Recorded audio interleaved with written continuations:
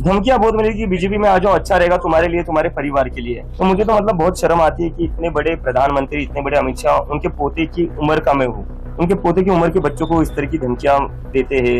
मतलब क्या, अगर सरकार से सवाल करना संस्कृति को खराब करना है, अगर अपने फ्यूचर के लिए लड़ना संस्कृति को खराब करना है, और अगर अपनी पढ़ाई के लिए लड़ना संस्कृति को खराब करना है, तो हम संस्कृति खराब कर रहे हैं। कहना चाहूंगा बाबा रामदेव जी से कि सर, पतंजलि के जो पोल्ट्री प्रोडक्ट्स बन रहे हैं ना, वो जो खराब हो रहे हैं, पहले उस पर ध्यान दीजिए। उस पर तो सुप्रीम कोर्ट भी बोल रही है उनको बैन कर दो। वो जो आपकी खराब प्रोडक्ट्स है, पहले उस पर ध्यान दीजिए आप। मतलब देश के बच्चों के ऊपर तुम AK-47 चला रहे हो। एक टाइम था इस देश में AK-47 चलाई जाती थी आतंकवादियों पर, अजमल कसाब पर। जब पार्लियामेंट पर अटैक हुआ था तब AK-47 चलाई जाती थी। आज AK-47 चलाई जा रही है स्टूडेंट्स पर। ये सरकार डेमोक्रेसी में बिलीव नहीं करती है, लोकतंत्र में बिलीव नहीं करती है।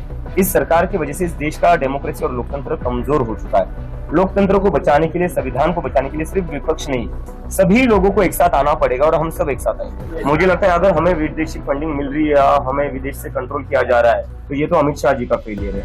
फिर अमित शाह जी को भी रिजाइन देना चाहिए। सर, आज आपको बीजेपी की तरफ से कोई ऑफर हुई है ज्वाइन करने के लिए? अब तक धमकियां बहुत मिली कि बीजेपी में आ जाओ, अच्छा रहेगा तुम्हारे लिए, तुम्हारे परिवार के लिए। तो मुझे तो मतलब बहुत शर्म आती है कि इतने बड़े प्रधानमंत्री, इतने बड़े अमित शाह, उनके पोते की उम्र का मैं हूँ, उनके पोते की उम्र के बच्चों को इस तरह की धमकियां देते हैं।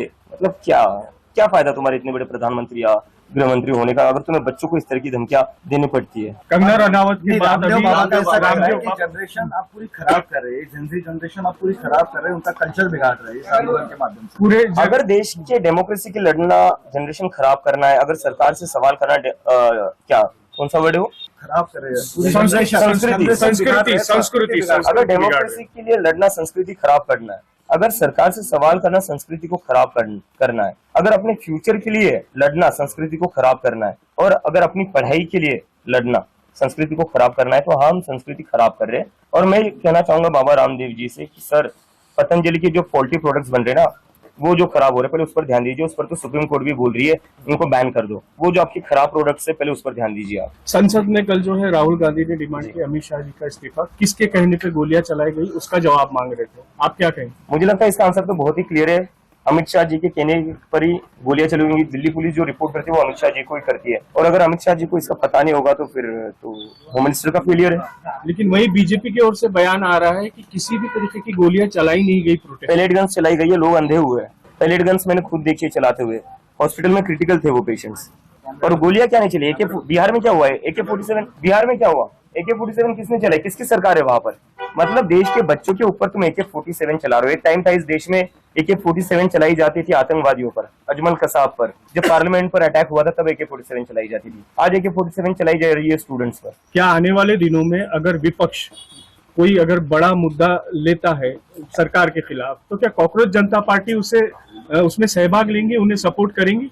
मुझे लगता है अभी सिर्फ विपक्ष ने, इस पूरे देश को एक साथ आने की जरूरत है। इस देश में जो लोकतंत्र है, जो चीजें चल रही है, अभी भी क्या हुआ, हमारा प्रोटेस्ट खत्म होकर कुछ दिन ही हुए, सरकार ने आश्वासन दिया था कि किसी भी स्टूडेंट्स को तंग नहीं करेंगे, लेकिन फिर भी स्टूडेंट्स के घर जाकर उनको धमका रहे हैं, उनको डिटेन कर रहे हैं, उनको अरेस्ट की धमकियां दे रही है। एक तरीके से लोगों की आवाज दबाने की जो कोशिश की जा रही है, उससे तो एक चीज साफ पता चलती है, ये सरकार डेमोक्रेसी में बिलीव नहीं करती है, लोकतंत्र में बिलीव नहीं करती है।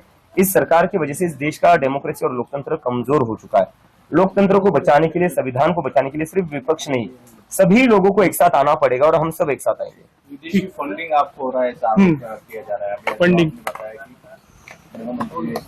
मुझे लगता है अगर हमें विदेशी फंडिंग मिल रही है या हमें विदेश से कंट्रोल किया जा रहा है, तो ये तो अमित शाह जी का फेलियर है। फिर अमित शाह जी को भी रिजाइन देना चाहिए। इतने बड़े चाणक्य के होने के बावजूद विदेश से फंडिंग कैसे आ रही है, विदेश से कैसे कंट्रोल हो रहा है? सर, शिक्षा मंत्री पर प्रियंका गांधी ने जो बयान दिया, उसके ऊपर आप क्या कहेंगे? बयान क्या था, मैंने सुना? उन्होंने कहा था कि प्रियंका गांधी ने कहा कि ये भी वैसे जिसको हटाया गया बस उनकी रिप्लिका है। हाँ, मतलब अब देखो बीजेपी में क्या है, उनके पास लोग भी तो नहीं है। अभी मैंने देखा वो शिक्षा मंत्री का कोई वीडियो वायरल हो रहा है, जहाँ पर वो जो गुजरात में बिल्किस बानो का रेप हुआ था, उसके रेपिस्ट का स्वागत कर रहे थे। तो ये पार्टी बस गुंडों और बलात्कारियों का स्वागत करने में इनका वही काम है। इस देश में कहीं पर भी बलात्कार होता है, बीजेपी के लोग पहुंच जाते हैं हारमाला लेकर कि भाई बहुत अच्छा काम किया तुमने, आओ तुम्हारा स्वागत करते हैं। कुलदीप सेंगर तो इनकी ही पार्टी का है।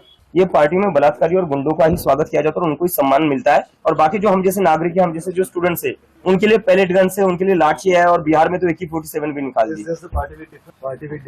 We are people with a difference. We are the people of this country who believes in democracy, who believes in the Constitution of India, who believes in Dr. Baba Saheb Ambedkar and who believes in the philosophy and values of Mahatma Gandhi. ನಮ್ಮ ಕಾರ್ಯಕ್ರಮಗಳನ್ನ ನೀವು ನೋಡ್ತಾ ಇದ್ರೆ ನಮ್ಮ channel ಅನ್ನ subscribe ಮಾಡಿ ಪಕ್ಕದ bell icon ಒತ್ತಿ ನಮ್ಮನ್ನ ಬೆಂಬಲಿಸಿ. ಹಾಗೆ ನಮ್ಮ ಕಾರ್ಯಕ್ರಮಗಳನ್ನ ಲೈಕ್ ಮಾಡಿ, ಕಮೆಂಟ್ ಮಾಡಿ, ಅದನ್ನ ಬೇರೆಯವರಿಗೂ ವಾಟ್ಸ್ಆಪ್ ಮೂಲಕ ಶೇರ್ ಮಾಡಿ. ನೀವು ಹೀಗೆ ಮಾಡಿದಾಗ ನಮ್ಮ ಚಾನೆಲ್ ಇನ್ನಷ್ಟು ಮತ್ತಷ್ಟು ಜನರಿಗೆ ತಲುಪಲು ನೀವು ನಮ್ಮೊಂದಿಗೆ ಸಹಕರಿಸಿದ ಹಾಗಾಗುತ್ತೆ. ಇದು ನೀವು ಯಾವುದೇ ಖರ್ಚಿಲ್ಲದೆ ಕೆಲವೇ ಸೆಕೆಂಡುಗಳಲ್ಲಿ ನೀಡಬಹುದಾದ ಸಹಕಾರ. ಧನ್ಯವಾದಗಳು.